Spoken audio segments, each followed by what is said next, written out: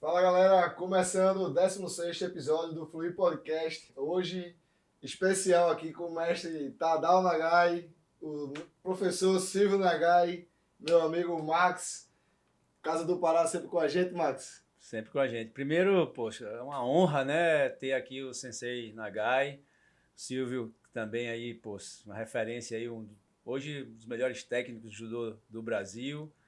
E o Sensei Tadao, a gente não precisa nem falar, né, porque realmente é uma referência não só no judô, mas todas as artes marciais, porque a Associação Nagai abraça todas essas artes marciais aí, né, que tem como filosofia um pensamento de educação também, de trazer a educação para esse povo todo e trazer a arte marcial como essa ferramenta incrível de transformação de vidas para melhor, né, sempre.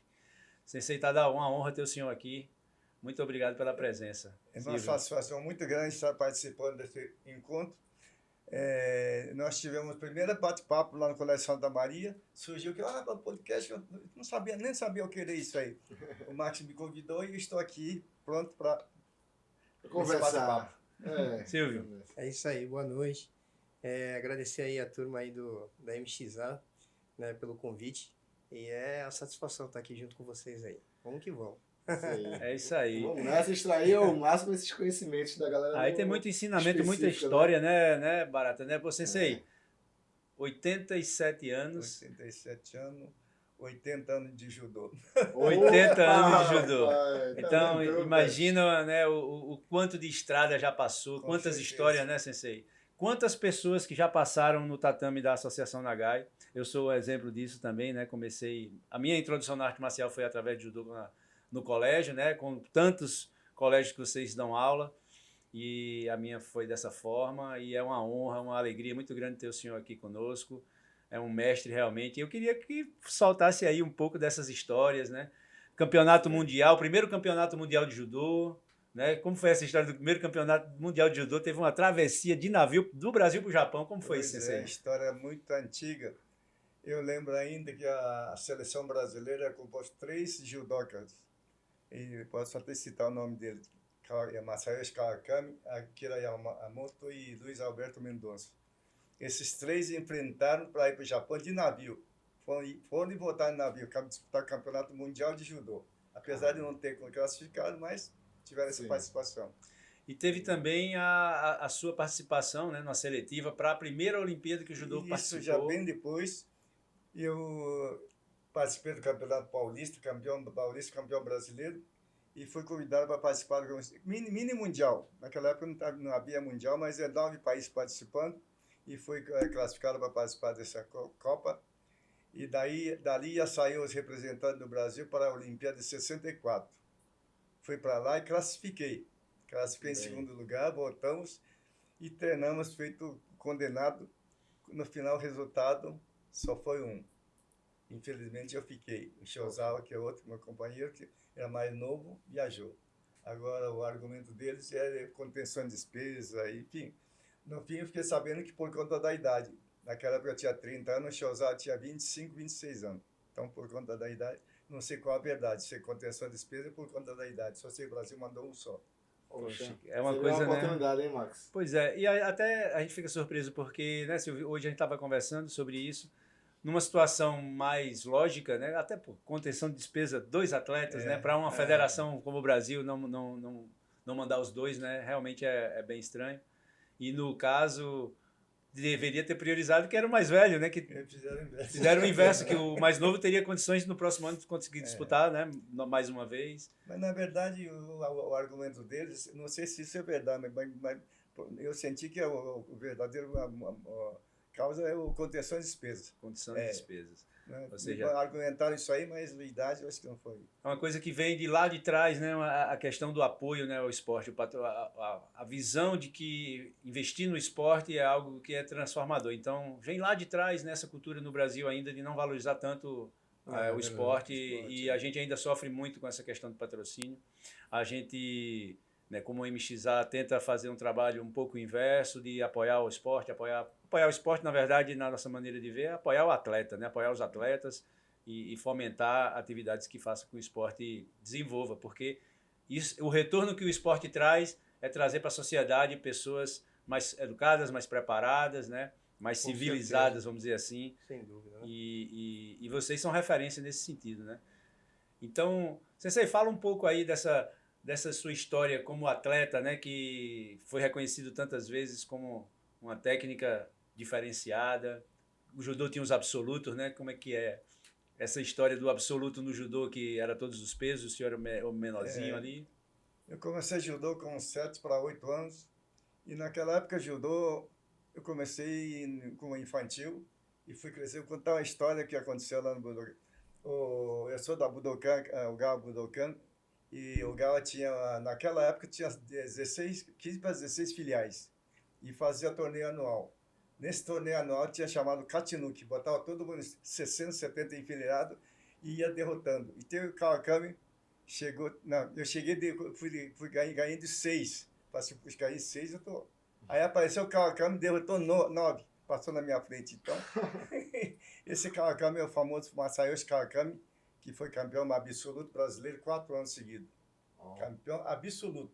Ele tinha 75 quilos e absoluto, não tinha peso. Foi campeão absoluto brasileiro quatro vezes. Então, essa já é a história do... Treinava lá com você lá no mesmo período? Na mesma academia. Na mesma academia. O Gawa, era filial da Budokan. Sim. Então, o Ogawa foi o seu professor? Meu seu professor. primeiro professor, né? O Gawa é meu professor.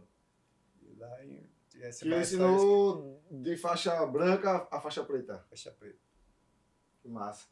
Pois é, aqui, o meu irmão, faixa preta de judô de Claudemir, né, o Eric, e o Claudemir é faixa preta do senhor, né? É. Então, fiz uma consulta ali ele previamente e tal, e ele me falou algumas coisas aqui sobre o Ogawa, né? E ele até falou que teve uma situação, de uma história do Ogawa, de como ele saiu do Japão, que parecia um negócio de cinema, assim, uma história meio que desse jeito, que quando veio pra cá...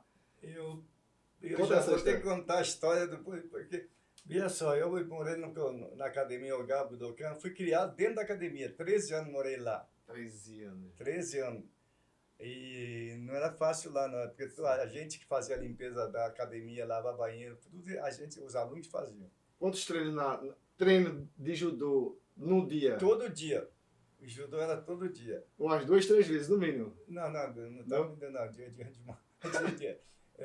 Todo dia, meu horário era das 6 às 7, todo dia. Depois, quando passei a ser adulto, então eu treinava 6 às 7, depois do horário do adulto. Entendi. Então eu treinava direto. Continua aquela história lá, como era lá lá no treinamento do Ogawa com os seus companheiros lá que cresceram junto, que vocês moravam lá, né? Moravam lá, morei lá 13 anos. 13 anos. Fui criado. Agora, por exemplo, em julho, vai ter uma festa, comemoração da Budokan, não sei quantos anos, mas vai ser agora em julho. Então eu fui convidado porque acho que sou o último dos moicanos, como dizer, não tem mais ninguém daquela época. Então me mandaram um convite, passagem, tudo para mim participar desse festival lá em São Paulo. Porque para contar a história do Budokan, acho que conta nos dedos. Sim, é verdade. Quem tá exatamente. 80 anos não é muito tempo. Né? Inclusive o filho. Tu foi lá pro Japão, né?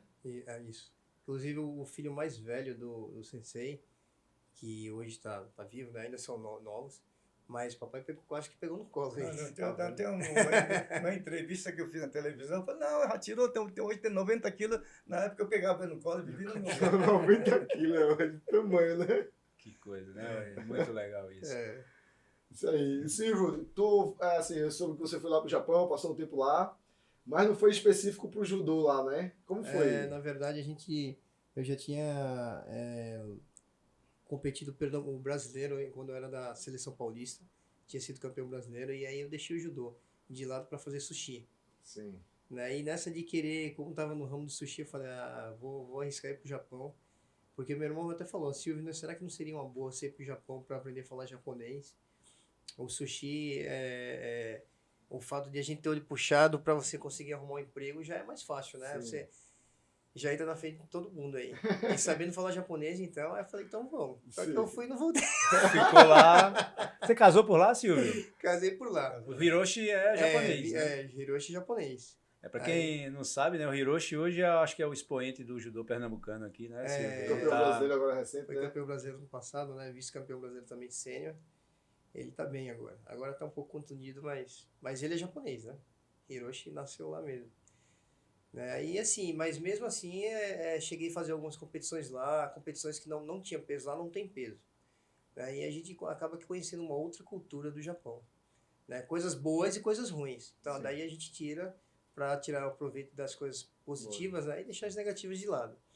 Então, tem esse lado bom. É a mesma coisa que eu falo com meus filhos. Papai tem uma filosofia de judô, a gente aprendeu com ele, e hoje a gente melhora, desenvolve as coisas atuais e vai superando tudo aquilo. Ele tem tudo para ser também, mais para frente, um Sim. técnico muito mais evoluído do que a gente tem Sim. hoje, né? Matéria tanto humana como hoje as metodologias estão tudo diferente, estão tudo mudado, tudo muito sofisticado. Mas ele tem tudo aí para engrenar, aí para ser um técnico muito melhor que a gente, né? Que massa. Esse movimento todo que aconteceu, né, com pandemia, né, a gente somos privilegiados, né, de estar aqui hoje contando essas histórias. E eu acompanhei muito ali as lives, né, do judô, a minha enteada, né, a Cindy, a Ivana tá lá ainda. A Cindy parou de treinar, mas a Ivana continua no karatê, firme e forte, vai lá, é a terapia dela. E mandar um beijo aqui para minha amada, mas nesse movimento que teve na pandemia, essa situação de como é que vocês fizeram, né, as lives, os treinamentos, todo mundo treinando, isso era inimaginável. Como é que a gente vai fazer uma live para treinar judô? Mas teve competições online, o Sérgio participou, né? Enfim, os meninos participaram. Como foi essa experiência aí, Sensei? Na verdade, foi uma coisa assim diferente para todo mundo. Na verdade, não foi fácil para ninguém. A gente ter que se virar com tudo, com a transformação. Mas eu acho que foi a forma que a CBJ, a Confederação Brasileira de Judô, teve para não deixar tudo parado, né? Porque nessa transição aí de 2019 para 2020, nossa, a gente perdeu muitos alunos, sabe? Assim, estamos falando atletas de alto rendimento daqui de Pernambuco. Quantos atletas que a gente conhece que não são da Nagai e poucos que são da Nagai que pararam o judô por completo, pararam. Que assim, é uma pena, né? A gente perder atletas como esses atletas aí que poderiam ajudar a formar outros atletas, né? E eu acho que também foi devido ao peso. Aqueles atletas que sempre lutaram ali naquela categoria, segurando o máximo, e vê uma pandemia dessa, sobe 10, 15 quilos e depois já não consegue mais voltar, já não se vê como atleta, né? É verdade. Mas aí, voltando à sua pergunta, foi assim, como era tudo funcional, as técnicas eram funcionais também, acabou que a gente tendo que aperfeiçoar as nossas técnicas e acabar enxergando um outro lado do judô. Isso aconteceu, isso é de fato. Né? E foi até interessante que aqueles atletas que eram de alto rendimento, porque a gente, acho que também como jiu-jitsu, deve ter muitos atletas do alto rendimento que ganham lutas na raça, mas não são técnicos. Sim. E nesse momento de pandemia, eles tiveram que mostrar o que tinha, e aí é onde mostra a verdade. A falta da técnica, a falta do movimento, daquela coordenação motora, tudo que o judô tem essas dificuldades, né? Diferentemente do jiu-jitsu, quem não começa desde pequenininho no judô, se passar dos 15 anos, não consegue entrar. É um esporte muito complicado para quem já entra depois dos 12 anos, né? Então, assim, foi bem difícil, mas a gente conseguiu superar. A gente levou uma turma grande para participar. Infelizmente, não houve a mesma quantidade de atletas que a gente gostaria que tivesse para poder participar, né? Mas a gente conseguiu se virar. Foi um ano bem difícil. Mais difícil ainda foi fazer com que as crianças pequenas assistissem às lives que a gente tinha, que eram segundas e quartas. E essas lives juntavam tanto o projeto da minha irmã Silvana Nagai, como a nossa. Então era Rio e Pernambuco ao mesmo tempo. Então eram crianças que batiam, às vezes chegava a pessoa que estava gravando o vídeo, ela dava o sinal, já bateu 50 e poucos alunos. Então pra gente isso era inacreditável.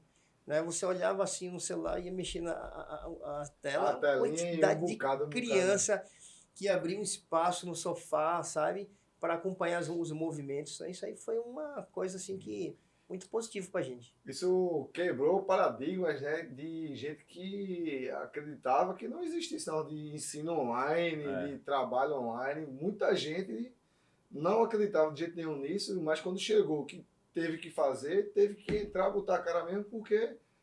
E, como você disse, teve que se adaptar, né? Você aprendeu uma nova forma de ensinar, né? E de deixar, principalmente criança, né? Entretida ali.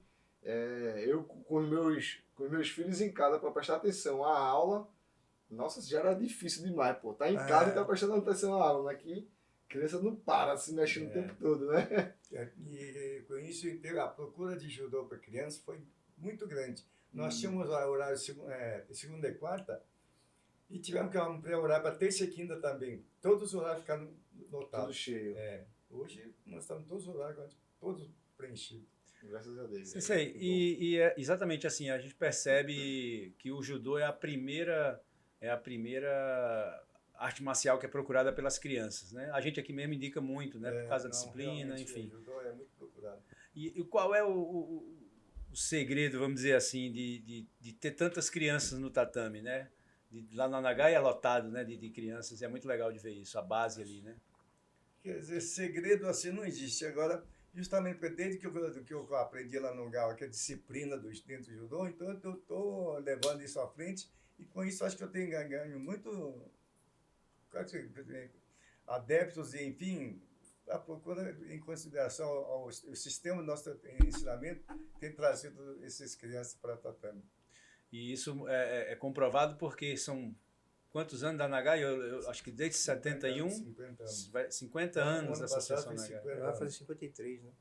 50 anos de Nagai, hein? Este ano é 51 anos. 51 anos. 51.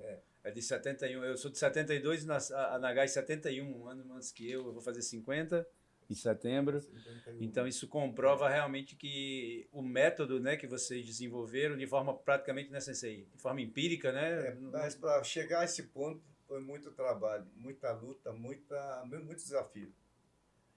Tanto na parte de sistema da aula como na competição. O que eu passei, eu não desejo a ninguém, nenhum dos meus inimigo. O que eu passei, desafio um atrás do outro. Tanto no tatame como Pois eu soube que quando vocês chegaram aqui, né, em Pernambuco, e aí tiveram professores que desafiou ali, né? Deixa eu ver se ele tem judô mesmo, não sei o quê. Como foi essa história? Pode contar? Posso contar. Vamos começar de um que veio de São Paulo me desafiar. Tá eu bom. estava com a academia na Navegantes, Sim. aí chegou um rapaz, falou assim, aqui tem judô? Tem. Minha esposa está atendendo. Ela falou assim, que hora é o treinamento? O treinamento é hoje à noite. Eu posso saber esse treino? Eu falei, pode. Aí quando foi 6 horas, eu estava dando aula para criança. Aí ele chegou, viu assim, professor, posso vir treinar? Pode. Mais tarde, daqui a pouco, começa a categoria adulto. Ele pegou e saiu. Saiu e voltou com o kimono debaixo do braço, com 10, 12 amigos, parentes, sei lá. Danos. E eu, quando eu vi aquilo lá, quando ele sentou naquela que me encheu ali, eu pensei, meu Deus do céu. Aí comecei a pensar, esse cara vai me desafiar. Com certeza ele foi lá e disse assim, eu vou bater no professor pequenininho lá embaixo. Com certeza, eu pensei assim. Aí ele entrou, eu falei, aquece aí que eu estava terminando a aula da criança. Aquece aí que daqui a pouco eu vou começar o treino. Falei, não precisa aquecer, eu quero treinar com o senhor. Falei, agora. Mas eu dei tanto, o cara levantava, eu dei uns 10, mas tava... Queda. Mesmo, com vontade. Mas vontade mesmo, porque ele estava aqui lá. Eu pensei, esse cara não vai ficar por isso não. Aí, mas não deu umas 10 pão nele. Aí ele levantou e falou assim, deixa descansa. Aí falou, não, professor, aí foi, vem à noite é a aula do adulto, você vai treinar aqui. Aí pegou o professor, agradeço, e as costas foi embora. Nunca mais Com voltou. certeza ele foi lá e falou assim, vou bater no professor lá embaixo, trouxe todos aqueles amigos para mostrar. Apanhou, né? Chamou todo mundo para ver apanhando, né? E ele, tinha a escola americana ali perto, e tinha um americano tinha uns 80 quilos, barbudo, não sei o quê. Ele chegou na academia, olhou assim, andando aula. O senhor vem treinar mais tarde, viu? Vem treinar mais tarde, é adulto, é americano. Aí ele chegou, treinou, e depois falou assim, eu quero treinar com o senhor.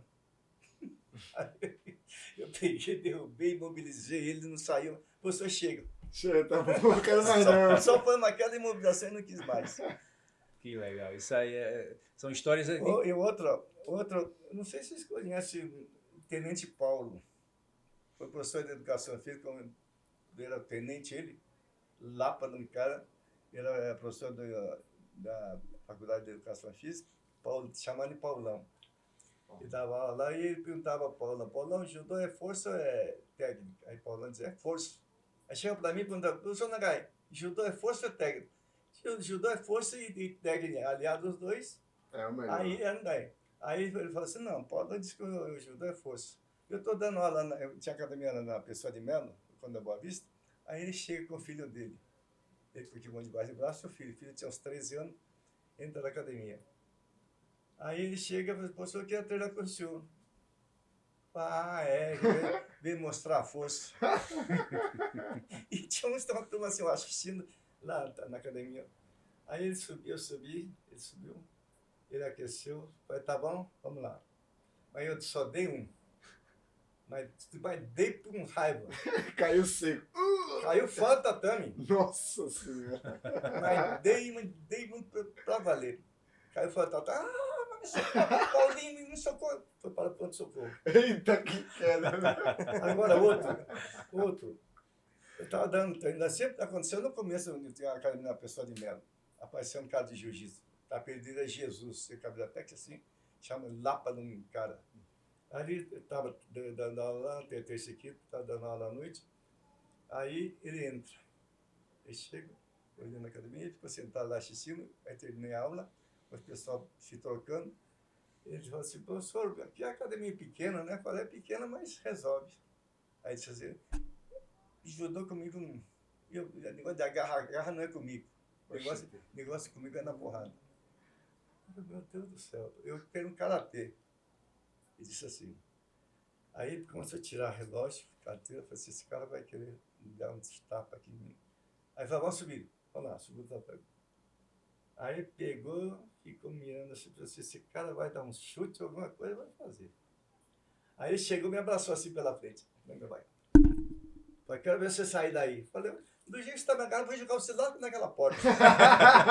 Aí ele abaixou mais ainda. Melhor ainda. Eu botei as duas mãos na cabeça dele, na focinho dele no chão, batendo. Aí ele levantou e veio por trás. Esse cara vai. O meu medo é dar um soco, chute, eu não pensei. Deu por trás, o cara já dá uma gravata em mim, colocou as duas pernas aqui na minha frente. Eu coloquei o meu pé assim, solta! Deu certinho, porque lá na minha frente, o senhor. Deu a charuta. Falei, agora levanta, você lá, eu aqui. Você vem de karatê, eu vou de judô. Eu vou de Atemi. Vem de karatê, eu venho de judô. Professor Nagai chega. Dali, e passou a ser meu amigo, e toda terça e quinta sabia que eu saía, ia tomar ônibus para ir para casa, e chegava, estava na porta me esperando para morar Boa Viagem também. Me trazia até Boa Viagem. Oi, que legal, interessante, né? E é a parte da amizade que faz, né? Ou seja, né, o começo de tudo, né, Sensei? Agora, teve também um outro, esse daí está vivo ainda, Zé Alves. Zé Alves, ele era um dos que fazia luta livre. Sim. Aí, eu até ajudei ele, porque o pessoal de luta livre, o pessoal não aceitava no judô. Mas ele tinha noção de judô, eu falei, não, traz esse pessoal para treinar judô, eu voltar para judô. Aí não me conhecia, esses Alves. Eu comecei a fazer essa conversa com o contato para trazer o pessoal de luta livre, porque tem que ter noção de judô, vamos trazer para a federação, vamos trazer isso para voltar para o judô. Aí Zé Alves era um desses. Ela apareceu na academia num sábado de manhã, eu estava com os alunos, dava aula de sábado de manhã na Pessoa de Melo, aí estavam os alunos e os pais lá. Aí ele entrou, a professora queria treinar com o senhor. Agora ou depois da aula? Não quero treinar agora. Prestou. Mas eu dei tanto nele. Aí quando terminou, eu falei, professor, aquela faixa preta tá deixando derrubar ou o senhor tá derrubando? Tá deixando. E Tá assim, tão fácil, né? o desafio era um atrás do outro. Porque como eu sou pequeno, pensei, esse cara, né? Pra mim, menospreza, era né? tudo do mesmo jeito. O sistema das alavancas, né, que o judô, o jiu-jitsu tem ali, que faz toda a diferença, né? Não importa ali o tamanho. E outros mais que eu tenho no Paraná. Esse do Paraná, então, minha família é do Paraná. E fui criado desde Paraná. Aí nas férias eu voltava, ia para passar as férias lá no sítio do meu pai. Numa dessas viagens, teve um campeonato em Curitiba. Não. Veio um convite da Associação Japonesa Jukendo para Paraná participar desse campeonato Jukendo. Aí o professor lá de Açaí divulgou isso aí. Vamos levar uma equipe para competir em São Paulo. Aí, mas como é que eu não vou levar a equipe? Viajar daqui para São Paulo é muito dinheiro. Aí tinha um vereador, meu amigo, falou assim, vamos ver se a gente consegue verba para isso. Aí nós fomos para Curitiba. Marcamos um encontro em Curitiba. O pessoal da Açaí, Londrina, Cornélio Procópio, reunimos lá 6 professores em Curitiba. Para ir falar com o governador daquela época, Moisés do Peão. Mas antes de ir para cá para falar com o governador, fomos visitar uma academia, Nagashima. Era conhecido lá do Paraná. Chegamos lá na mesa redonda, conversando tudo mais. Aí aparece o filho dele. Tinha uns 25, 26 anos. Conversando. Vamos treinar? Mac era o professor de faixa preta de Londrina.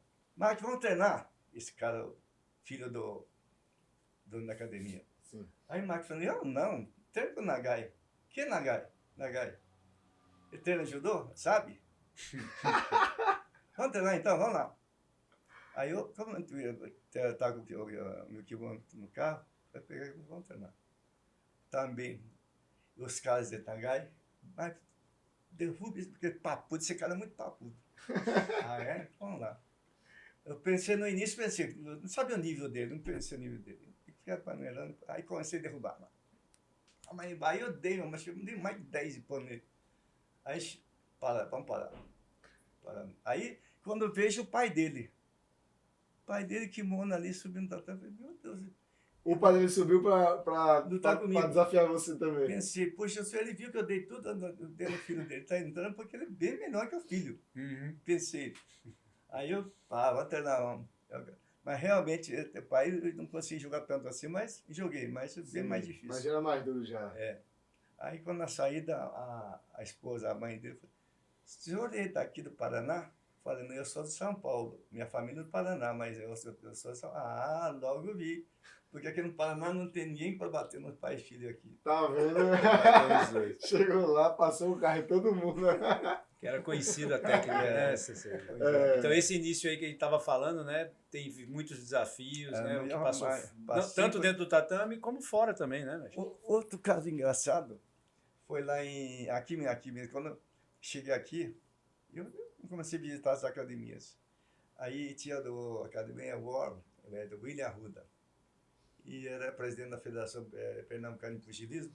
E eu conhecia ele porque participava dos campeonatos brasileiros, ele estava lá e trocando ideia, eu conhecia ele. Aí ele me convidou para ir treinar na academia dele, e ia lá, todo mundo ia lá assistir meu treino, participar do treino. Num desses treinos estava o nome dele? Já morreu. Estava ele, professor de luta livre. Ele tinha participado da TV Torre. Ring Torre. TV Ring Torre. É o Leitão? Roberto Leitão, não? Não. Como é o nome dele? Meu Deus do céu. Alves, alguma coisa Alves, é. Aí ele foi assistir o treino lá na William Arruda e ficou assistindo. Eu não percebi, não conhecia ninguém lá. Sim. Aí no outro dia ele vem de kimono. Aí o William disse, Tavares. O Nagai, Tavares está aí, parece que quer treinar com você. Quem é Tavares? Aí ele entra de faixa branca. Querendo enganar, ué. Aí falou, vamos lá. O William, o Tavares quer treinar com você. Eu falei, tá bom, manda entrar. Ele entrou, cumprimentamos eu. Ele só puxava pro chão. Ele queria me pegar no chão. Sim. Mas como no chão tá bem... Eu tenho toda a história da técnica de eu treino no chão. Sim. Eu fiz chave de braço, estrangulamento, chave de braço, estrangulamento. Agora, dizendo a história do luta no chão, na época que eu competia lá em São Paulo, nós tínhamos a academia rival, que era Tani, a Academia Tani. A Academia Tani era especializada em técnica de luta no chão. Sim. Tanto que era tão feia a luta deles que, quando eu cumprimentava, já não vinha, já vinha de 4. Poxa, filho. Já vinha de 4 para pegar na pele e querer puxar para o chão. Então a luta dele é só no chão. Por conta disso, eu comecei a aperfeiçoar o treinamento no chão. Mas treinei mesmo para... Aí enfrentei ele, lutei no chão, desimobilizei, saí do campeonato. Decisão, a Academia Ogawa e Tani. Tani era esse pessoal do chão e do Ogawa. E tinha o meu adversário era bem do meio, o terceiro. Esse cara famoso em Sasai Tsurikomi, acho que ninguém segurava o terceiro. Aí tudo, Nagai, cuidado com você, cara, que é esse, a técnica dele é esse. Isso aí. Aí eu peguei, primeiro Sasai que ele deu, eu tirei o pé e caiu. Caiu, acho que eu, pá, chave de braço. O cara bateu na hora. Aqui já cai certinho, né? Então, já já cai certinho. Aí a decisão foi aí, eu ganhei, a equipe Ogawa ganhou. caramba, também, né? Sensacional. O meu irmão falou que, tipo, quando o Ogawa chegou, que vocês foram lá para São Paulo, aí foi aqui. Tipo, o judô não era esse judô como vocês tinham esse judô, não era um judô que era meio... Vamos então, voltando tudo, eu ia falar isso no começo, mas eu vou falar agora. Tá. O professor Ogawa, quando veio para o Brasil, ele primeiro foi morar em Registro, litoral de São Paulo, Registro, onde ele mandou morar ainda lá. Aí depois ele foi convidado para vir para São Paulo, porque todo mundo sabia, o professor Ogawa de judô, você queria colocar aí na comissão de Jukendo Reme, Associação de Judô e Kendo. Então convidou o professor Ogawa para fazer parte dessa comissão. E o professor Ogawa, o judô do professor Ogawa era daquele rigoroso em tudo. Aí ele participou estava fazendo parte da diretoria do Jukendo e começou a visitar, a comissão visitava a cidade do interior, as academias de todo o estado de São Paulo. Aí, numa dessas viagens, o professor Ogawa não gostou. Viu o judô muito sem disciplina nenhuma. Aí ele pegou e falou assim, bom, eu vou afastar dessa comissão. Aí pediu demissão, afastou, vou montar minha academia, vou fazer meu judô como deve ser feito. Isolou por completo. Meus alunos não vão para lugar nenhum, também não recebo aluno de ninguém. E nesse meio, justamente eu entrei nesse período. Nesse período. Foi o segundo, primeiro segundo, não foi? Disciplina pura, né? Da primeira turma, né? Disciplina ali é rigoroso, professor Ogawa. Aí, 5 anos, isolado. Aí chegou o professor do Japão, a comissão do Japão no Kodokan. 3 professores graduados. Lá para visitar o Ogawa. Não, no Brasil. Para o Brasil. Sim. Para conhecer o judô do Brasil, para contactar com o judô do Brasil. Aí o professor Ogawa disse, agora que nós vamos participar. Agora sim, vamos mostrar para ele o que é judô. Aí começou a participar. Em todas as categorias, o Ogawa se destacou. Primeiro Pan-Americano, 5 do Brasil, 4 do Ogawa. Só um que não era do Ogawa. Aí o Ogawa, Kawakami, Yamamoto, Luiz Alberto e Renato. A seleção aqui é Pan-Americana, isso eu falei, esses 4 do Ogawa, um só de fora. Muito forte, muito forte. Ou seja, comprova mesmo a disciplina dá resultado, né? Ou seja, e trazer a origem, né, do Japão, do judô do Japão. Eu já estava nesse período, eu estava naquele meio lá do pessoal. Mas eu não fiz parte da seleção, mas eu já estava participando com eles, já estava. Sim. Aí o professor disse, olha, agora vocês podem participar, pode soltou a galera. É isso aí. Silvio, não sei, vocês dois, né? Mas no Japão, o judô, quando é ensinado, ele é tipo, os professores vão assim, são professores fixos só para criança, professores fixos somente para... Como é que é esse sistema? Professores fixos só para infanto juvenil e depois professores na divisão. Acho que isso aí eu vou responder melhor do que meu pai, porque eu passei muito tempo lá, né? Lá é o seguinte, tanto para a escola, para você estudar, como para o judô. O judô faz parte da escola. Então, se eu falar do estudo, vai ser diretamente ligado ao esporte.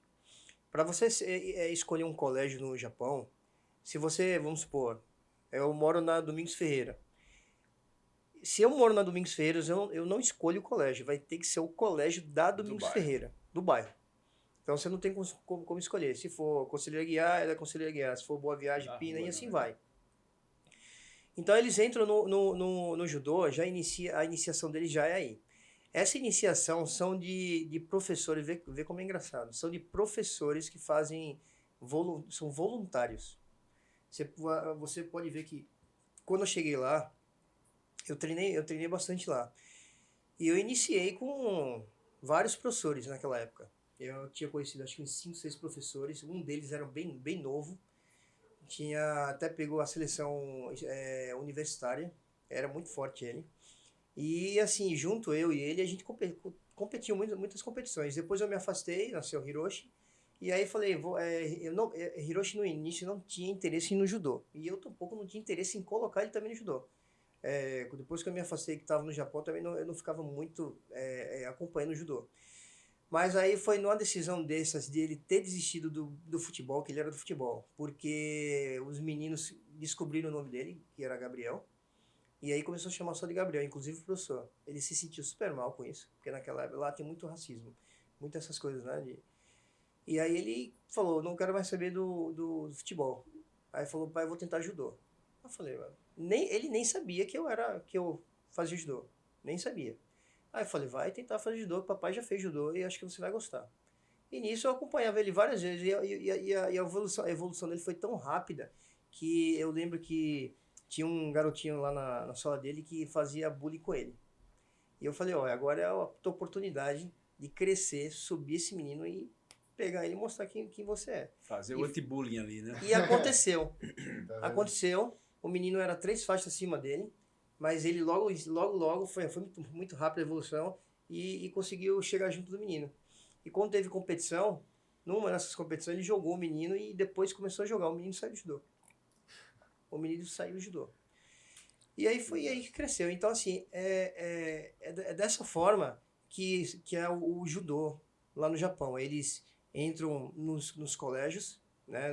Na iniciação deles é sempre voluntários.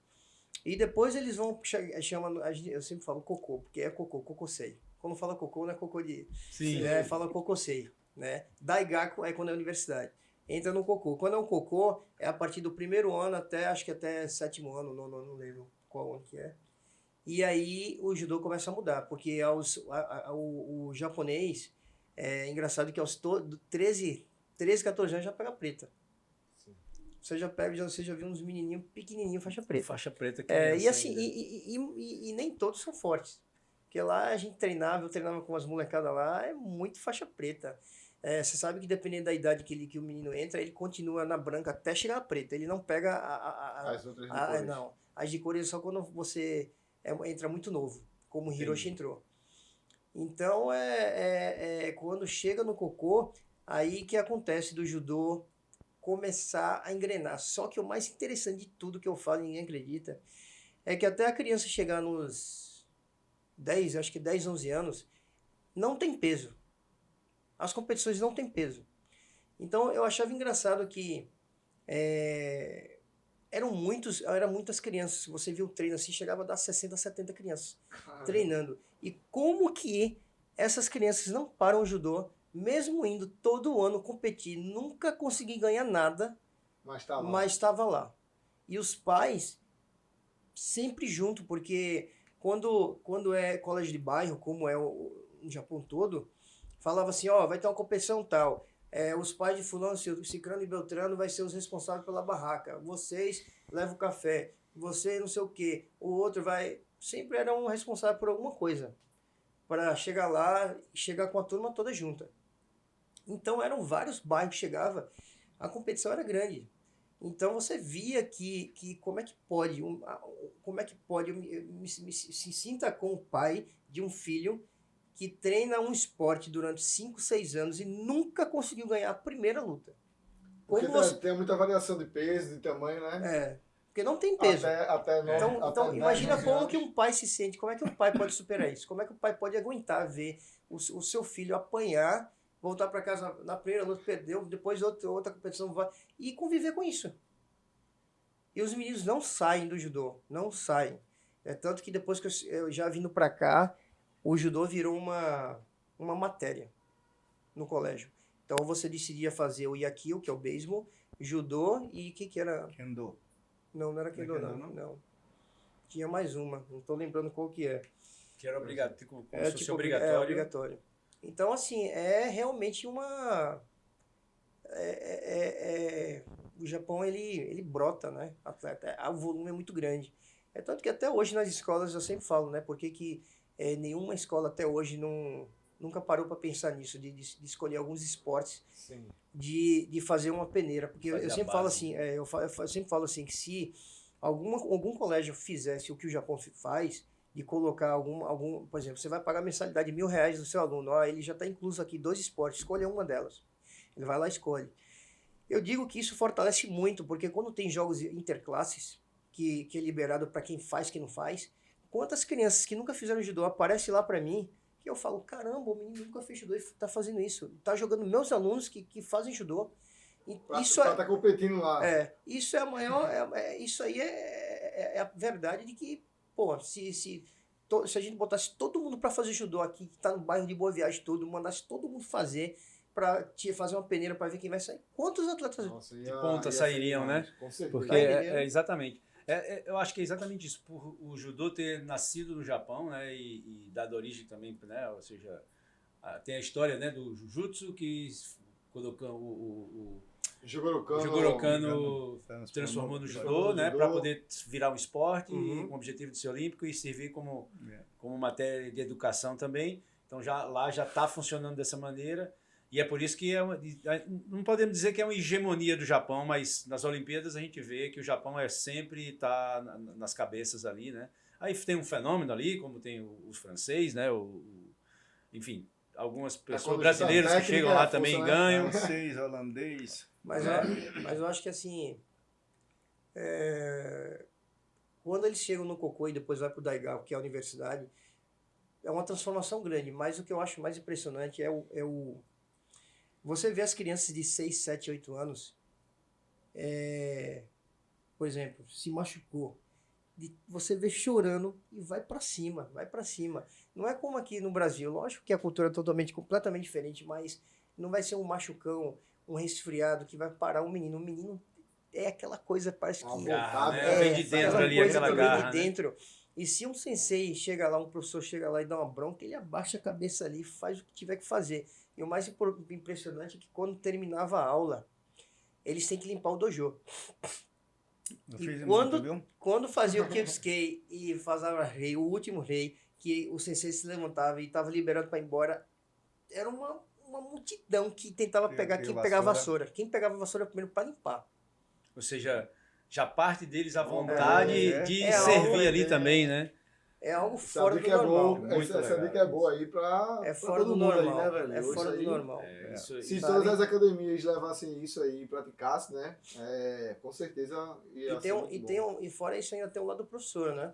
Estão ali de voluntários, não ganham nada e então todo dia ali chega de paletó e gravata, tira, vai lá, coloca o judogi, dá aula e todos os dias estão ali. Tanto que são 5, 6, 7 professores, mas na minha época, quando eu fui com o Hiroshi no mesmo lugar, que aí a gente morava em Hiratsuka, já não eram os mesmos professores. Um ou outro me reconheceu, né? Aí falou, seu filho tá treinando. Eu mostrei, né? Tá, não sei o quê. Mas assim, sempre tá mudando. E assim é a iniciação do judô lá, né? Mas aí quando chega na faculdade, aí o negócio já é outro, né? Eles vivem lá dentro, comem lá dentro, não recebem dinheiro, tá? Como aqui, os grandes clubes. Não recebem. Eles treinam, aí sim, o alto rendimento, os que estão lá no topo, devem sim receber uma ajuda por fora, mas não é como aqui. Só depois que sai da faculdade, que já inicia num outro processo de alto rendimento, quando já começa mundial, essas coisas, aí eles começam a receber. Mas ainda não chega a ser como... Não sei agora, né? Depois que de uns 3 anos, 4 anos para cá, muita coisa também mudou no investimento no esporte de judô. Mas isso é o judô do Japão, já é da raiz. Enraizado, né? Mesmo, né?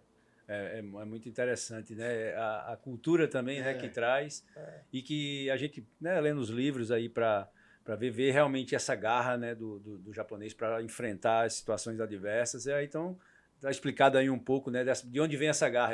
Desde lá da criancinha, que perde, mais volta, então deve ter todo um trabalho ali mental, psicológico dos pais, de também saber como se superar, ensinar através da derrota, né?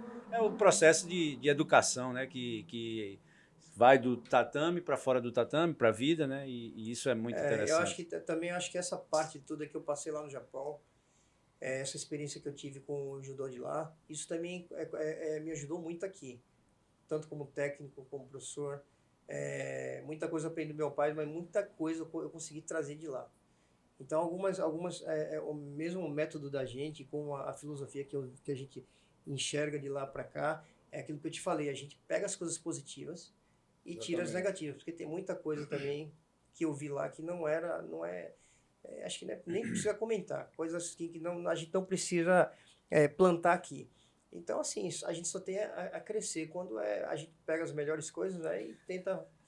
Talvez seja uma associação assim, como a gente fala meio que no jiu-jitsu, um jiu-jitsu raiz e a turma diz hoje o jiu-jitsu Nutella, né? Mas não é, tipo, é um jiu-jitsu moderno, vamos dizer assim. Professores não se comportam como antigamente, de ser rígido, de falar palavrão, de não sei o que lá, né? Paga 10, não sei o que lá, essas coisas tudo. Antigamente era muito mais rígido. O aluno novo chega no primeiro dia de treino, já toma logo um pau, então muitos só ficava, ele chamava, né, de seleção natural, né? Ou seja, fica só quem é casca grossa para vir do segundo treino. Mas quem veio ali para tentar, eu quero fazer uma atividade física, o cara toma um pau no primeiro dia, nunca mais ele volta e ainda sai falando mal de jiu-jitsu para todo mundo. E aí tem essa nova geração agora que está chegando, que tem o jiu-jitsu de alto nível também, procuram estudar as técnicas, mas tem o cuidado de receber o aluno, de fazer uma aula introdutória, fazer com que a pessoa entenda um pouco da filosofia ali do tatame, né, daquela cultura da arte marcial e tal. E aí, cada vez mais adeptos chegando, né? Então, isso aí vocês já fazem há tanto tempo, porque se não fosse assim, né, não tinha tantas crianças e tantos pais buscando ainda a Associação Nagai, que é a maior referência que a gente tem aqui no judô. Tem outras referências no judô aqui em Pernambuco, mas vocês, com certeza... É interessante demais que a gente fez uma vez, né, Sensei? A gente alugou lá o tatame de vocês para fazer o primeiro MXA Fan Expo, lá no shopping. E aí o Sensei Tadao chegou lá, e ele mesmo que estava montando o tatame, ele disse, bom, eu tenho que ir porque os encaixes aqui sou eu que sei fazer. Então e ele lá montando o tatame, e a gente olhava assim, né, aquela humildade, a referência que ele é, lá montando o tatame, ajudando a gente naquela organização. E terminou a montagem do tatame, já começou o evento, o Sensei estava por lá. A quantidade de gente que chegou para tirar foto com o Sensei era mais do que o Zé Aldo. Então o Zé Aldo era campeão do UFC naquela época, né? O Maurício Shogun era campeão, não era o campeão atual, mas era dono de dois cinturões. Estava lá, né? Estava fotografando também. E quantas pessoas que chegaram lá nesse dia para fazer foto com o Sensei? Várias e várias pessoas, né? Então isso mostra realmente de quantas gerações já passaram pelo seu tatame ali, né? Quantas pessoas já chegam para o senhor. Com certeza, onde o senhor vai, muitas vezes, já foi seu aluno. Não, isso tem acontecido muito. Né? Muito. Pois é, tem uma história que me falaram, né? Da história de um Ippon, seu, né? Que você entrou, que um aluno bateu uma foto na hora assim que ficou eternizado, né? Para quem não sabe, né, aquela medalhinha, todas as medalhas que tem de judô no Brasil inteiro, né? É a foto do Sensei. Eu joguei e aí foi estampado no jornal, essa foto. Aparece no jornal. E o rapaz o empresário da medalha era meu aluno também. Sim. Aí treinava junto, na cara, vou publicar. Tá brincando. Quando vejo, ele estampou aqui, botou no disco do judô. Que massa também. Tem uma medalhinha que vai, né, no Brasil inteiro, aquela medalha não só na medalha, mas nos troféus também, e aquela medalhinha, né? Que você colava, tinha a medalha grande e a medalhinha pequena que era essa estampada a foto do Sensei. Né? Massa. Muita história, né? É história. Tem uma história que diz aqui que uma luta que durou mais de horas, não sei se mais de 1 hora ou 2 ou 3 horas, não sei quantas horas foi de luta, mas tipo, foi mais de 1 hora de luta que o senhor teve com uma outra pessoa, isso numa luta sem peso, né? Que competição foi? Foi uma competição? Foi o quê? Veja só, tem duas lutas desse tipo. Um foi no universitário, decisão no universitário. O cara tinha quase 2 metros e pau. Eu não ia disputar esse campeonato universitário porque estava com o joelho machucado. Aí o pessoal dizendo, não, se você não lutar, Paulista São Paulo vai perder. Era Rio, São Paulo e Minas Gerais, 3 estados, campeonato universitário. Se você não lutar, a Paulista vai perder. Eu fui na marra, tudo enfaixado. E pau, prorrogação. No fim, eu consegui derrubar ele. Uma hora e pouca de luta. Agora, outro foi nos Estados Unidos. Sim. Estados Unidos, eu fiz quanto? 9 lutas. Eu sei que com o americano. O americano é japonês também. Você tem a vinda de 9 lutas já? Na sexta luta, mais ou menos, foi com ele. Sim. Aí eu tinha perdido pro japonês. O japonês era bom demais, ninguém segurava ele. Eu perdi pro japonês. Agora, decisão de segundo lugar. Aí eu pensei, vou pegar o americano.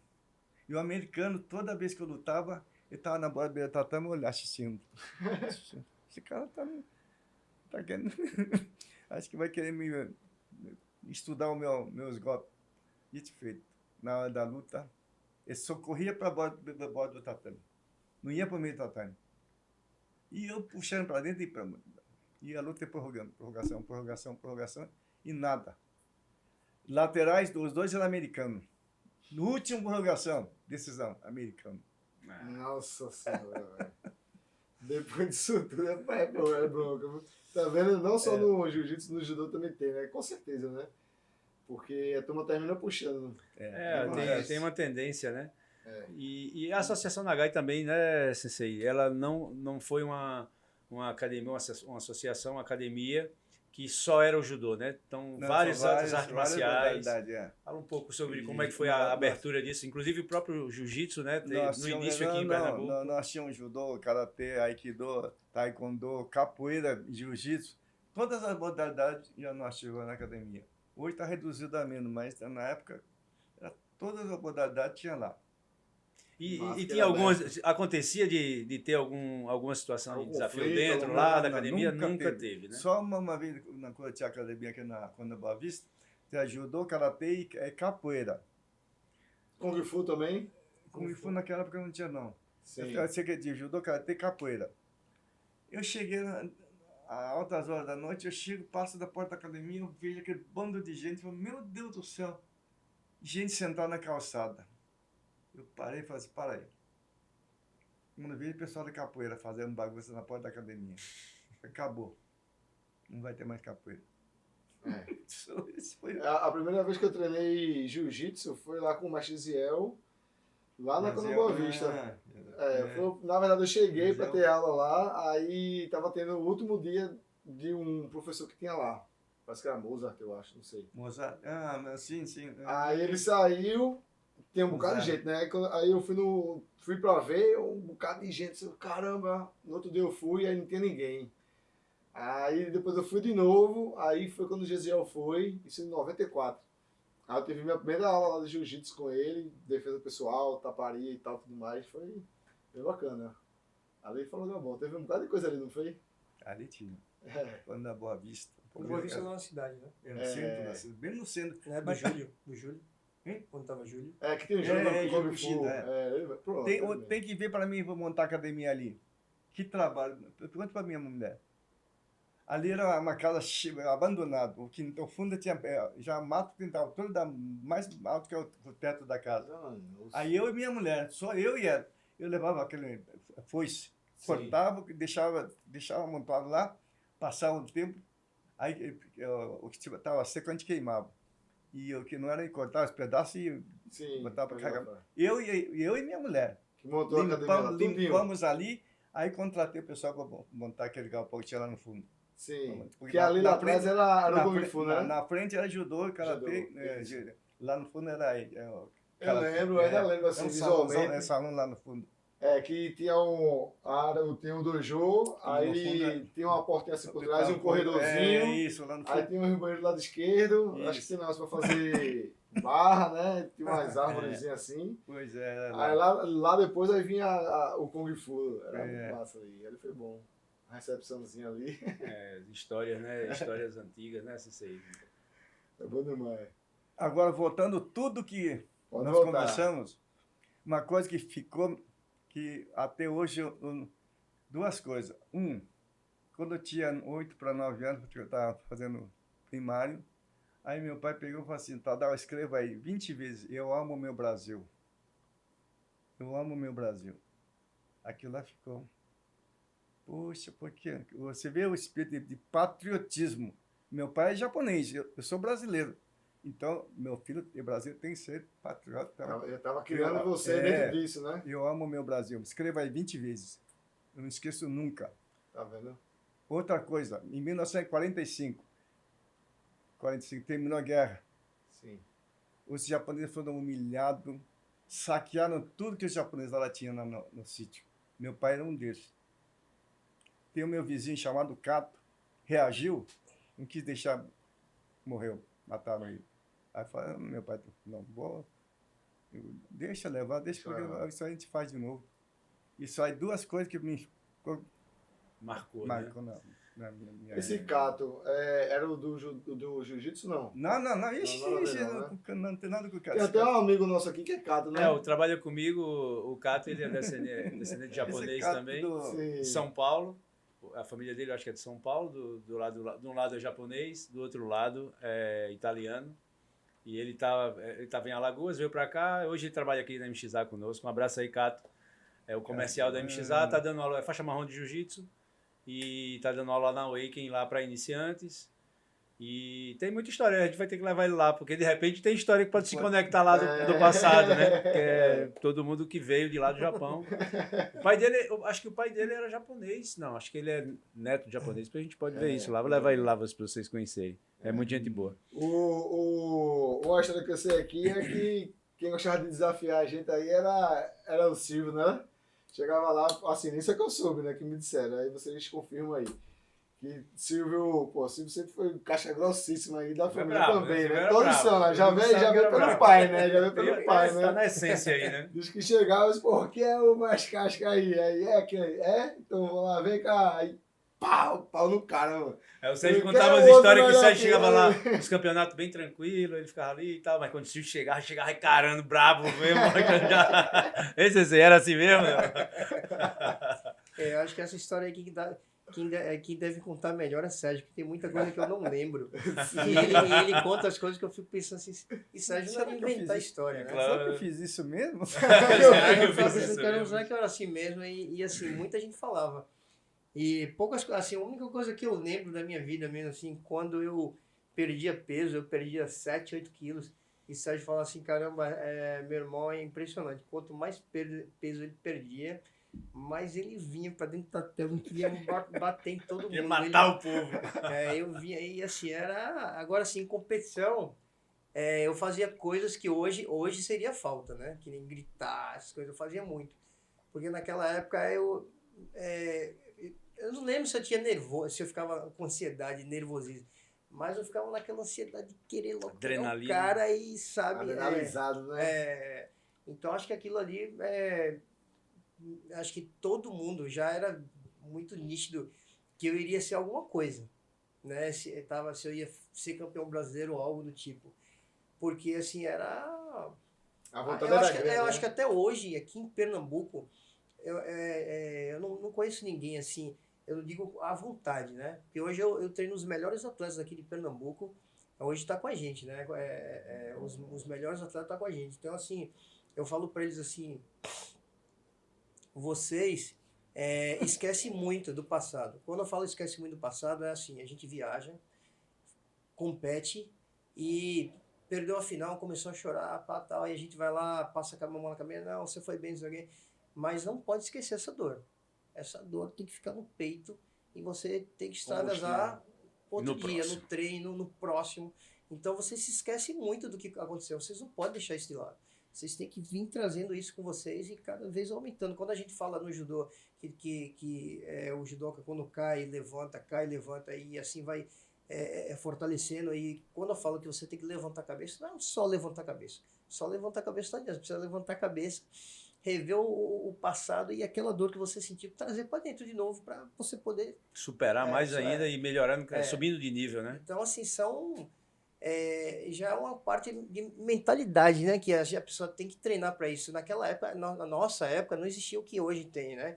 Você não existe coach, mentalidade, não existe estudo para desenvolver isso. Naquela época era uma raça. Naquela época eu não tinha técnico, não tinha professor. Eu e Sérgio, a gente tinha que caçar as coisas no... Papai chegava com a marinha japonesa veio aí, trouxe, digamos, vou dar um exemplo, naquela época em 1998, trouxe o Mundial de 1991, de 7 anos atrás. A gente pegava o Mundial, a gente triturava assim, mastigava tudo que era coisa. Sérgio, dá pra fazer isso, dá pra fazer aquilo. E ia fazendo treino, sabe?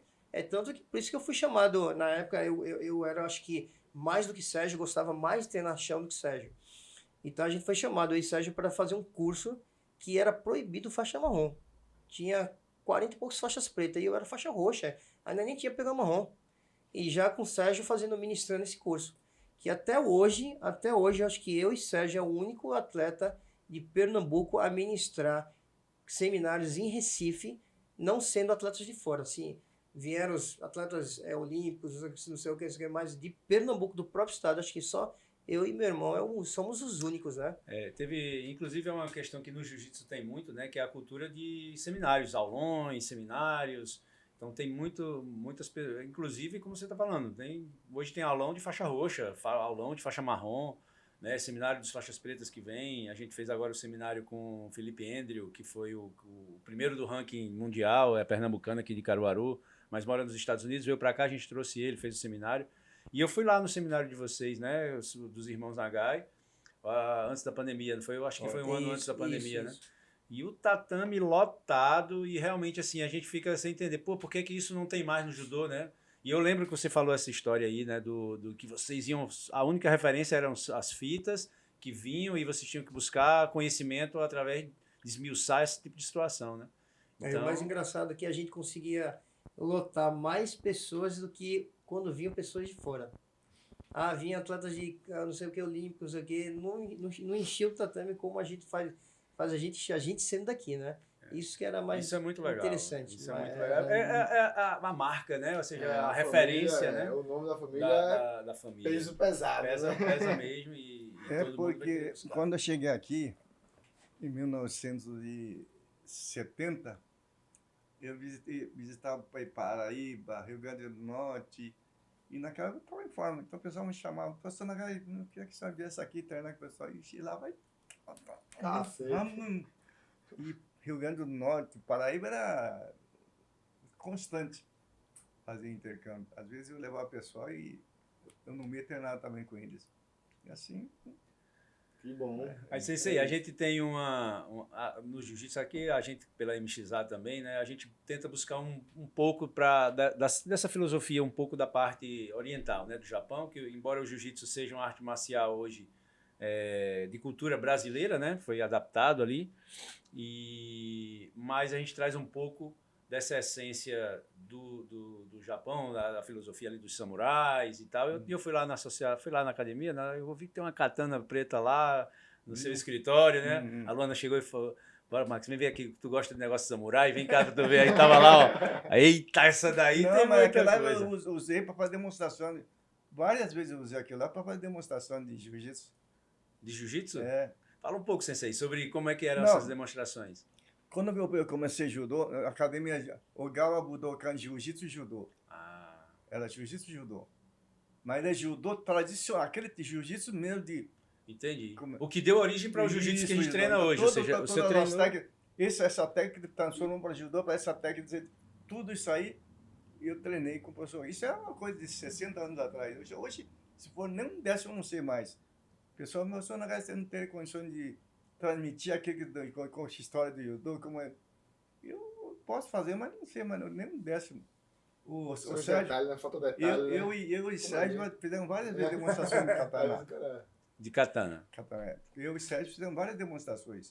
Competições de judô, inclusive lá em Alagoas, me chamaram e eu e Sérgio fizemos demonstração. Porque katana é para demonstração, foi feito. Então ela era funcional, não era só decorativa, não. Então tinha a função mesmo ali de fazer apresentações, isso há 60 anos atrás. Né? Não, sabendo depois do meu irmão, que tem aqui, no judô tem um kata, né? Há uns 30 anos atrás. Eu e Sérgio aqui. 70 anos atrás, Sérgio não tinha nem nascido. É verdade. Acabei com o Sérgio agora, hein? Vou falar nele, né? O Sérgio Nagai, ele treina com a gente, né? Ou seja, jiu-jitsu e é faixa preta de jiu-jitsu e faixa vermelha e branca de judô. E é uma referência. O Sérgio, tem 50 e acho que é 54, 55. E quando ele vai treinar lá, Dureza, Ele é velho. dureza lá, a Já galera. treinei ele, já a galera treinei com ele, chia faz lá muito tempo, com eu treinei ele, ele, viu? Acho que uma ou duas vezes. Lá no Nagai também. É, Na época que a gente treinava lá. a história da Nova União é totalmente atrelada à história da Nagai. Ou seja, a Nova União começou na Nagai aqui em Pernambuco, né? Como é o nome do professor que começou na Nova União? É, tinha o Bruno Chacon Acho que é o e, Bruno Chacon. e o Nozinho. Nozinho também. Nozinho era daquele Boa Viagem. Aí começou. Ô, mestre, falando aqui da graduação do 9º grau, né, que o senhor recebeu, que veio direto do consulado japonês, foi isso? Tá, tem Como uma foi essa comenda, né? história? Deixa eu explicar essa ideia Sim. do dano. Explica, por favor. Eu, na época, lá em Brasília, tem um campeonato brasileiro da Liga, que eu estava lá. E a Liga tinha muita assim, consideração por mim, porque todos os professores mineiros, tudo treinavam lá no Galo, fazendo muito intercâmbio, todos eles me conheciam. Aí me chamaram lá na abertura, professor Nagai, o senhor foi promovido a 9º dan. Eu falei, não. Eu brigo pela moralização do judô, eu não quero. Deixa passar meu tempo, eu não faço questão de tempo, porque eu atingi tempo. Não, não quero. Não, professor Nagai, o senhor vai ter que... Não quero. Aí acabou, tá, depois tem o campeonato, tudo. No encerramento, eu não tive outra saída. Convido o seu professor Nagai a subir ao palco, aí o professor Nagai, 9º dan. Tá bom. Lá pela Liga, lá em Brasília. Brasília. Aí depois eu vim, quer dizer, era da Liga. Para a federação era 8º dan. Aí depois voltei para a federação, aí me deram 9º dan. Tá aí. Quantos com a mesma graduação no Brasil, Sensei? 9º dan hoje... Hoje tem 10. 10.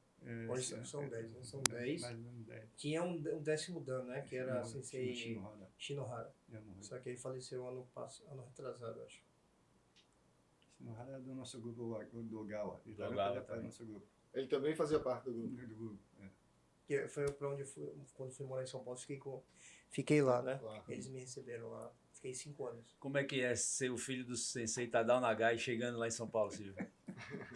É porque assim, São Paulo é tão grande, né? Que você acaba sendo mais um, Sim. né? Mas eu fui muito bem recebido lá. E Dona Inês, que é a esposa do Sensei Shinohara, ela falava, papai, falando dele, né? Era bonito ele lutando, porque ele jogava, aí começava a falar. Jogava. E o mais engraçado é você escutar isso do Sensei Shinohara falando dele e do filho do Jun, que seria o Jun, que foi durante uns 20 anos aí o técnico da seleção. Ele falava, caramba, seu pai, quando entrava pra lutar, dava show, né? E todo mundo fala de vocês, né, na verdade, né? Que quando vocês entram, assim, o legado continua, né? Que são vocês, é o Silvio, é o Hiroshi. Hoje, Hiroshi, você pode ver que todo campeonato, MIT nacional, campeonato brasileiro, a CBJ tá ali filmando. É tanto que já 2 brasileiros seguidos que tá mostrando ali Nagai Show. Aí mostra Hiroshi dando zipon lá. Né? É muito bonito, viu? Eu sempre assisto também. Quando eu consigo ver ali as lives e tal, eu sempre procuro ver, porque realmente é muito bonito ver o Hiroshi lutando. E isso é como falou, assim, né? Ele desde o começo já foi bem, né, Silvio? Porque tá no DNA, né, de vocês. Hiroshi acho que muitos atletas que iniciaram aí de 4 anos para trás para cá tiveram uma base muito boa. É aquela coisa que a gente sempre fala assim, não adianta ficar pulando estágio. O que importa é você não ficar pensando muito no presente. É você não esquecer da sua base, é a evolução. Então a gente trabalha bem a base para a gente catar tudo lá na frente. Se a gente ficar pensando só no presente, preciso desse título agora, aí você acaba atrofiando as técnicas. Tudo que você deveria estar construindo bem feito, você faz tudo na marra. Aí vai nessa mesma marra até o final e lá no final acaba que você perdendo tudo. A gente faz o inverso, trabalha bem a base muito bem, depois vai fluir. É o processo, né? Outra coisa que eu percebi também, Silvio, ali no treinamento de vocês, é que tem um grupo, né? Um grupo de meninos ali que estão sempre juntos, né? E isso faz uma diferença. Esse espírito de união, isso é importante. Eu vejo isso aí entre nossos alunos. É muito importante. Eu vejo, mas vocês promovem muito isso. Eu, inclusive, participei de várias festividades, né? Onde está sempre todo mundo junto ali, né? Isso é Vocês importante. fazem os melhores do ano no final do ano, né? E a gente sempre tenta passar também para eles que a Associação Nagai, ela não hoje é uma empresa particular e a gente não é um clube, a gente não tem condição hoje para manter os atletas sendo patrocinados ou o máximo que a gente pode fazer é dar bolsa e ajudar na parte técnica. Mas a gente já prepara, ó, se você acha que você é um campeão mundial ou você é uma estrela, como você enxergar isso por dentro, então você está no lugar errado. Existem outros clubes, é melhor você procurar outro lugar. Porque aqui a gente não está para receber estrelas. Pessoas que acham que vai estar... A gente faz o máximo para que essa pessoa seja mais um dentro de todos. Enxergar todo mundo de igual, né? Essa é a que a gente fala, é o coração da Nagai, né? E hoje, assim, tem o Hiroshi, tem o Gabriel... O Pinheiro, o Felipe Morra, Rodrigo Mendes. Muito bons ali, né? E eu meio que acompanho, desde criança eu vi os meninos crescendo ali, né? Então você vê, muito massa de você ver a evolução deles, né? A gente tem um atleta, né? chamado Rodrigo Mendes, que é incrível. Ele é um atleta assim que ele não tem muito título, né? Mas é um atleta assim, se você vê a história dele, como é que iniciou aí, vê hoje ele, e é um atleta, uma pessoa que como pessoa, nossa, ele é incrível. Eu vi o Rodrigo desde criança lá, né? Cara, o moleque é muito e massa. assim, eu acho que uma das qualidades que ele tem, que a gente também admira das pessoas, é a prestatividade, é a pessoa ser muito prestativa. Desde sempre, ele né? É desde criança. Muito sabe? legal. Então isso aí é uma coisa que... Hoje tá um cabo desse tamanho. Eu acho que, assim, a grande virtude do professor, né, é justamente isso, você pegar os alunos... A gente sabe que uma criança, né, que ela tem um acompanhamento, e principalmente desse jeito, né, no nível que vocês são, né, com outros professores já dá bom, assim, se o professor for um professor bom, mas vindo de uma linhagem de vocês, e essa criança, pô, tá desde pequenininha ali, vai passando por todo o processo, tá? Você forma um homem ali, né, velho? Uma pessoa em cima do esporte, em cima do judô, com toda a tradição, com tudo, pô. E você vê essa pessoa na fase adulta, ela como é, vocês têm um peso muito forte, né, pra essa criança, e ele pra é essa como se pessoa, fosse um né? filho pra gente, é tanto que ele, até no sushi, ele me ajuda, ele é um cara que, minha mão direita no sushi, então assim, ele convive com a gente, então toda essa... A forma de ser, ele acaba que absorvendo tudo isso aí da gente, né? Ele convive mesmo com a gente. A mãe dele mesmo fala, a segunda casa dele é a Nagai. É massa. É muito bom. É isso. É isso aí. Pode falar, mestre. Finalizando, Sim. duas coisas que eu quero... com relação ao patriotismo. Eu fui funcionário do INPS e teve um congresso, vários diretores, sei lá, aí me chamaram, professor Nagai.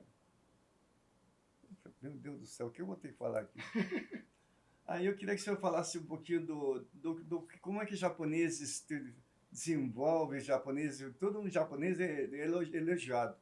Aí eu falei, olha, aí contei a história do meu pai. Para os brasileiros, acho que falta patriotismo. Você não pode pensar só para você, não. Aí contei a história do meu pai e tudo mais. Beleza. Outra coisa. Por que eu vim para Recife? Como foi que eu vim para Recife? Eu era funcionário da IBC, Instituto Brasil Café, e fui convidado para ir para o Japão, para ser contador lá no IBC de Tóquio. Aí eu recusei porque meu pai estava no hospital, hospitalizado. Falei, infelizmente eu não vou poder deixar meu pai ir para o Japão. Aí depois de 1 ano e meio, 2 anos, meu pai faleceu. Mas essas alturas já tinha preenchido a vaga lá do Tóquio. Aí surgiu a vaga em Catanduva e Recife. Nagai tem vaga para contador de Catanduva e Recife. Catanduva eu conheci, tem um grupo de japonês lá, japonesado, Catanduva. Aí o pessoal de Catanduva ficava japonesado, ficava assim, Nagai, vem para Catanduva.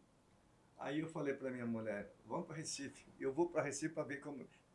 Naquela época o pessoal dizia pau de arara, que vinha Sim, de cá para lá, né? Eu ia para lá para dizer que era pau de arara. Falei, mas não acredito, eu vou fazer o seguinte, eu vou para Recife, passar um mês lá para ver como que é. Aí fui lá para a diretoria da IBC e falei, eu posso ir lá para Recife, depois decidir. Não, isso é questão de... Porque a ida, nós pagamos, só que a volta você tem para vir do seu bolso. Não tem problema, por favor, fazer isso. Aí vim para cá, passei um mês. Aí gostei, aí vim para Recife. Mas quando vim para Recife, lá em São Paulo, eu ia fazer parte de diretoria da federação, da parte técnica. Então, quase que todos os fins de semana, eu ia dar curso, clínica de arbitragem, seminário, tudo mais, e saía na sexta-feira, só voltava no domingo à noite. Sim. Então a família ficava no final de semana, que é a principal, não estava ausente lá. Aí Sim. quando eu vim para Recife, minha mulher disse, agora você vai deixar o judô. Vai deixar o judô? Tá bom, eu vou deixar o judô. Vim para Recife, passou um mês, nem um mês, a comissão da Federação Pernambucana de Pugilismo, a diretoria, em peso, foi lá no escritório onde eu estava trabalhando. Professor Nagai, o senhor está aqui, não convida, não chama a gente, o senhor não diz nada. Falei, infelizmente eu não vou mais voltar para o judô. Não, senhor. O senhor vai voltar para o judô, que nós precisamos de uma pessoa como o senhor aqui no judô. Falei, meu Deus do céu, eu falei que foi minha mulher. Aí acabei voltando. Aí comecei a treinar lá e o pessoal, não, agora o senhor vai ser CTT da seleção universitária, peguei não sei o quê. E aí voltei. Graças a Deus, né? É bom para todo mundo aqui, porque senão a gente não ter conhecido, né? É isso aí, Essa fortaleza, ter, né? Pô, ter continuado, tá aí, todo esse legado, a família inteira Tá aí. fazendo, e não só a família de sangue, mas essa família inteira do judô pernambucano, que deve muito a você, né, e a família inteira toda. Sensei, para concluir, Massa. deixa uma mensagem aí para essa molecada jovem que está começando agora na arte marcial, né, dá uma mensagem aí de... Eu comecei desde criança naquele regime de disciplina rígido. E hoje eu digo graças a Deus por ter passado isso aí. O que eu devo a tudo que eu aprendi, a disciplina que eu consegui, foi graças a isso. E hoje me considero assim não digo pessoa de destaque, mas Realizado. Que bom. A disciplina faz a diferença, né? Que ela é que leva a gente a progredir, né? Sem a certeza. disciplina a gente não consegue muita Sem coisa, dúvida, né? Silvio. Eu, para os atletas aí, eu sempre falo que acho que a realidade de hoje é a gente estar sempre pensando na base. Fazer a coisa bem feita, não ficar pulando estágio, não ficar entrando muito na onda do YouTube. Eu acho que até o jiu-jitsu mesmo, eu acho que a base, ou aquela coisa fácil, isso fazer é uma coisa que dá certo. Então, acho que o judô é isso, para os atletas que estão iniciando, e para os professores também. Eu falo a mesma coisa, que deixar um pouco a vaidade de lado, né, que eu acho que a maioria dos professores se preocupam muito com a vaidade, né, esquece da essência do que é o judô, e saber que você é faixa preta no tatame, e fora, você não é faixa preta. Acho que tem que saber lidar com essa diferença. Tem muita gente que quer ser faixa preta fora do tatame, e eu acho que essa vaidade a gente pode deixar de lado. Muito bom. É isso aí, Barata. Pô, uma honra mais uma vez aí estar com vocês aqui nesse bate-papo descontraído, gostoso. Eu que agradeço.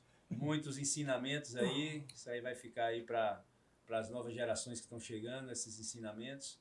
Agradecer a Casa do Pará, melhor açaí do mundo. Então a gente tem aqui, ó, a Casa do Pará tem sempre o açaí cristal, né? O açaí no pote e o açaí demerara. E o melhor açaí... O Silvio pode falar um pouquinho disso aí, né, Silvio? Com tem certeza, lá esse é o melhor conhece açaí lá porque também. não estou inventando não, é o melhor açaí mesmo. Antes do próprio Casa do Pará ajudar o Hiroshi, que hoje está ajudando, agradecer ao Barão aí, Caio, sem dúvida é o melhor, sem dúvida é o melhor. E fica melhor ainda porque é uma empresa que tem visão, né, Com do certeza. esporte, né? Ou seja, Com certeza. entende que o esporte é algo que transforma a sociedade. Então, quanto mais empresas investindo nessas iniciativas e nas pessoas que têm referência, nos professores, nas academias, nas escolas de judô, de jiu-jitsu, enfim, no esporte em geral, são empresas que estão construindo um novo mundo, né? Estão dando força para que esse mundo que a gente vive, né, do estilo de vida da arte marcial, se propague cada vez mais e traga mais benefício aí para as pessoas. Não é isso, Barata? É isso aí. Obrigado, hein? Vamos nessa. Valeu, Muito galera. obrigado à família Nagai. Valeu, Max. Tamo Nosso junto. diretor. Max! Não, o diretor é Petros. É, Show de bola, galera. Valeu.